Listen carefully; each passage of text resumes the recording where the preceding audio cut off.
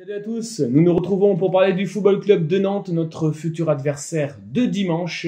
Après la Coupe de la Ligue et notre victoire face à Dijon et la qualification, retour au championnat face au Football Club de Nantes. Le Football Club de Nantes qui la saison dernière sont arrivés 12e du classement avec un total de 48 points, 13 victoires, 9 matchs nuls et 16 défaites, 48 buts marqués, 48 buts encaissés, 0 donc de différence. Le buteur, leur meilleur buteur de la saison dernière, c'est le regretté Emiliano Sala, qui a marqué 12 buts la saison dernière.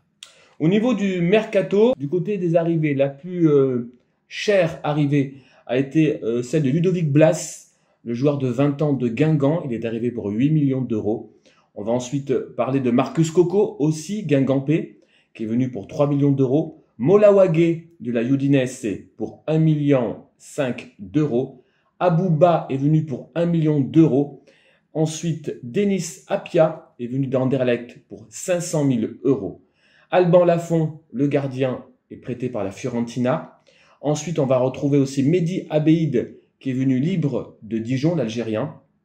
Et enfin, Christian Benevente, aussi le Péruvien prêté par le club égyptien du FC Pyramids. Et on va finir par le Nigérian de 24 ans, Moses Simon, qui a été prêté par Levante.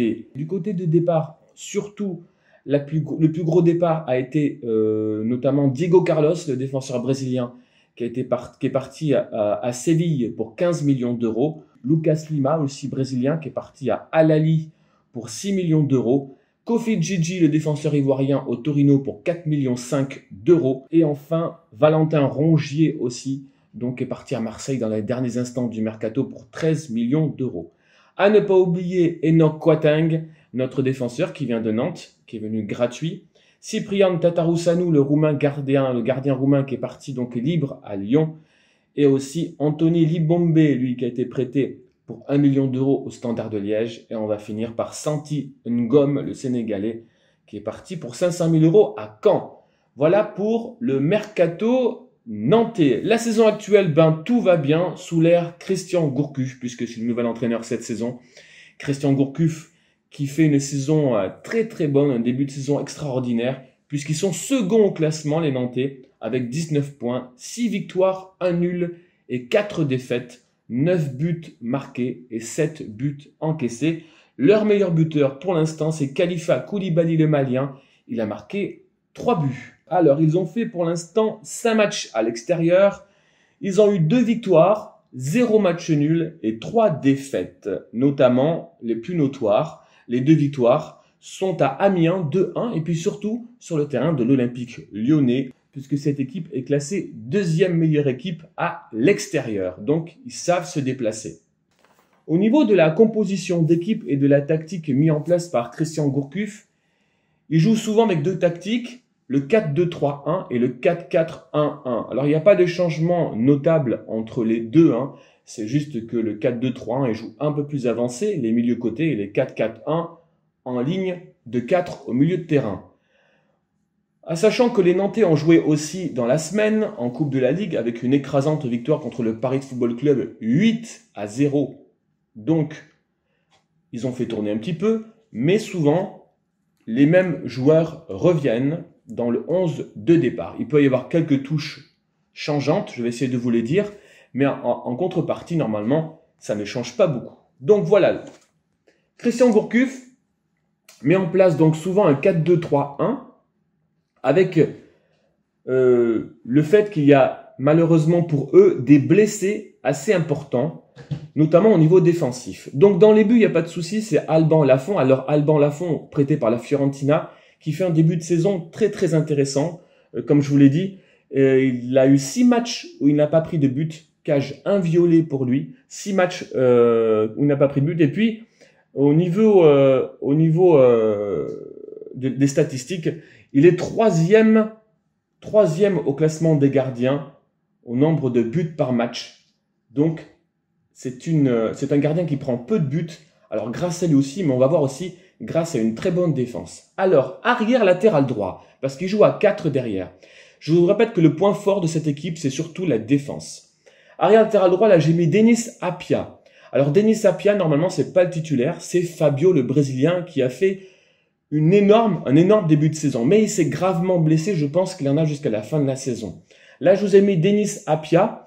Alors, ça peut être Thomas Basila qui a joué en Coupe de la Ligue cette semaine, ou ça peut être aussi un autre joueur, puisque beaucoup de joueurs de l'effectif de Gourcuff peuvent jouer à des postes différents. Ça peut être pourquoi pas Kader Bamba, qui est pourtant normalement un milieu côté.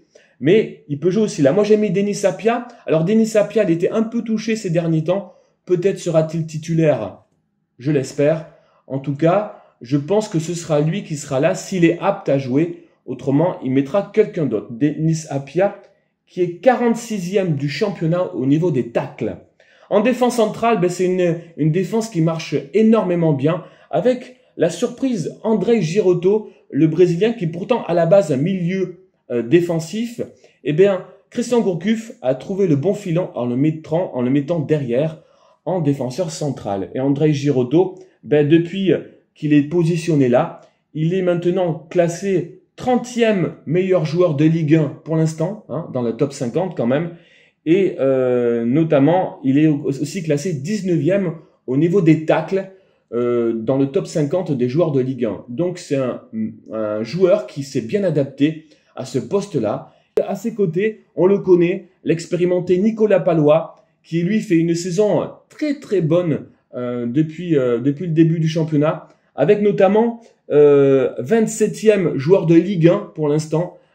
C'est pour dire à quel point il est performant. Et puis il est 49e au niveau des tacles, il est aussi dans le top 50. Nicolas Pallois qui est la note la plus élevée de l'effectif nantais. C'est pour vous dire à quel point il est très bien en ce moment. Au niveau de l'arrière latéral gauche, moi je vous ai mis Samuel Moutoussamy. Pourquoi? Parce que d'habitude c'est Charles Traoré, mais lui aussi est blessé. Souvent c'est Fabio qui passe de l'autre côté, mais lui aussi est blessé. Donc ils ont mis jusqu'à présent Samuel Moutoussamy, qui est pourtant normalement un milieu de terrain. On va voir si ce sera lui. Je pense que ce sera lui parce qu'ils n'ont pas mis autre chose pour l'instant.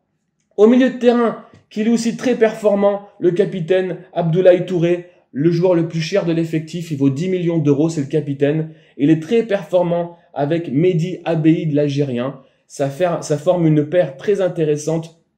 Lui aussi, en moyenne des notes, l'Algérien est 45e joueur noté. Il est 31e au niveau des tacles. Donc c'est là, ça travaille beaucoup et c'est costaud. Ils se connaissent bien maintenant. Touré, Abeid. Sur les côtés maintenant un peu plus offensifs, j'ai mis côté droit Ludovic Blas, le jeune Ludovic Blas qui vient de Guingamp, parce que ça peut être très intéressant. Et donc on va voir que je pense que dans ce système-là, lui aussi peut jouer un peu à tous les postes. Ludovic Blas, c'est un très bon dribbleur, attention à lui. Il peut jouer aussi meneur de jeu, mais je pense que là, il sera côté droit. Si c'est pas lui, ça peut être par exemple, comment il s'appelle si c'est pas lui, ça peut être peut-être Kader Bamba aussi. À la base, ça devait être Marcus Coco, mais Marcus Coco lui aussi s'est gravement blessé, donc il ne jouera pas. Et puis à gauche, un peu la révélation de l'instant, Moses Simon aussi, le Nigérian, qui peut être très intéressant, très fort, très bon dribbleur. Faudra faire très attention à lui. Je pense qu'il sera titulaire sans problème, Moses Simon.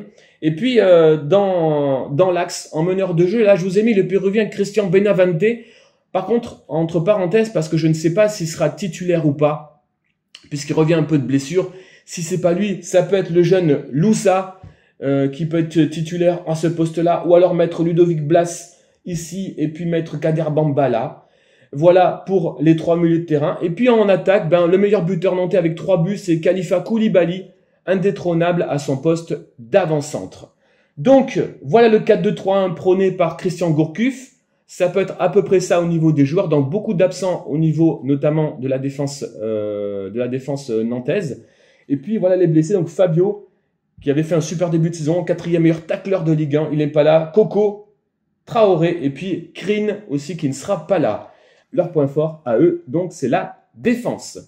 Au niveau des confrontations, ça se passe plutôt pas mal pour nous, chez nous, face à cette équipe nantaise. J'ai remonté depuis 2007, en fait, les résultats entre les deux équipes pour savoir si Nantes s'expatriait bien chez nous. Et en fait, ça se passe plutôt bien. 5 victoires pour nous, 1 match nul et simplement 2 défaites. Les 2 défaites, c'était en 2007 sur le score de 1-0 et puis en 2013 sur le score de 3-0. À noter aussi qu'il y avait le dernier match qui s'est passé à Chaban. C'était en 2015, en mai 2015, avec la victoire 2-1 qui scellait Chaban-Delmas avec un doublé de Diego Roland. Voilà. Ce qu'on peut dire, le dernier match de la saison, le dernier match qu'on a rencontré Nantes, c'était sous l'ère Ricardo. On avait remporté le match 3-0 avec un but de Caramo et un doublé de Camano dans un sur penalty. On est complet, on a parlé de cette équipe nantaise. J'espère que vraiment on va récupérer les points perdus face à Saint-Etienne, face à Lille, pour rester, on va dire, dans le haut du tableau et revenir sur cette équipe nantaise justement avec un peu leurs blessés au niveau de la défense. Ça peut être jouable si on met les ingrédients nécessaires. Allez les gars, je vous dis à plus tard, merci pour tout et allez Bordeaux!